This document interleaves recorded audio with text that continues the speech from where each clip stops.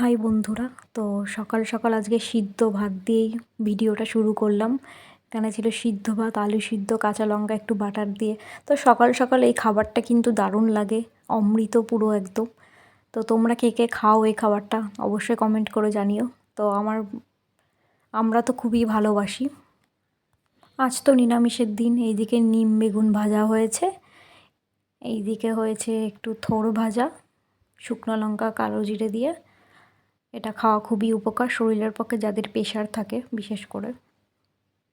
আর এইদিকে পনির আনা হয়েছিল, সেটাকেই ভেজে রাখা হয়েছে। তো আলু পটল দিয়ে পনির হবে, আর ছানার কোপ্তাও হবে।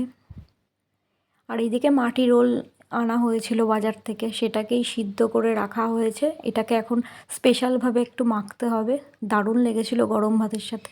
আর এখানে একটু আমের চাটনি হবে, সেজন্য আমটাকে সিদ্ধ করা হচ্ছে। আর এইদিকে একটা পেস্ট বানানো হয়েছে আদা কাঁচা লঙ্কার। এখানে শসা স্যালাড কাটা আছে। আর এটা মাম্মামের ঝোল। তো চলো তোমরা আজকের ভিডিওটা দেখতে থাকো। তো তোমাদের কি কি আইটেম হয়েছে অবশ্যই জানিও। আর এইদিকে গাঁটি কচু দিয়ে একটা রেসিপি করা হচ্ছে, নারকেল চেলি করে গাঁটি কচু দিয়ে নিরামিষ একটা রেসিপি হচ্ছে। তো গাঁটি কচুর এই নারকেল চেলির রেসিপিটা কিন্তু নতুনত্ব, বেশ ভালোই লাগলো খেতে। তো আজকে করে দেখলাম। এইদিকে মাম্মামকে মুখের মধ্যে একটু নিম বেগুন দেওয়া হয়েছিল, আর ওর অবস্থা দেখো এইদিকে কেমন করছে, কেন দেওয়া হয়েছে রেগে গেছে।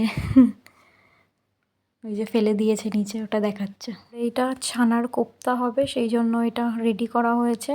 তো পনির, ছানার কোপ্তা সব একসাথেই হবে। তো মাটির রোলটাকে এখন মেখে নেওয়া হচ্ছে। কাঁচা সর্ষের তেল, একটু নুন, আর একটু কালো সর্ষে, লঙ্কা পেস্ট করে, আর একটু নারকেল, এই তিনটে জিনিস পেস্ট করে এটার মধ্যে দিয়ে, মাটি রোলের মধ্যে দিয়ে ভালোভাবে সব কিছু দিয়ে মাখিয়ে এখন মেখে নেওয়া হচ্ছে। তো খেতে কিন্তু হয়েছিল দুর্দান্ত, নিরামিষ গরম ভাতের সাথে একদম জমে গেছিলো পুরো। তো আমিও ফার্স্ট টাইম এটা খেলাম আজকে, আমার তো খুবই ভালো লেগেছে। তো তোমরাও চাইলে এইভাবে খেতে পারো, দুর্দান্ত লাগে কিন্তু। একবার খেয়ে দেখো, তারপর আমাকে কমেন্ট করে জানিও। দারুণ লেগেছে এটা।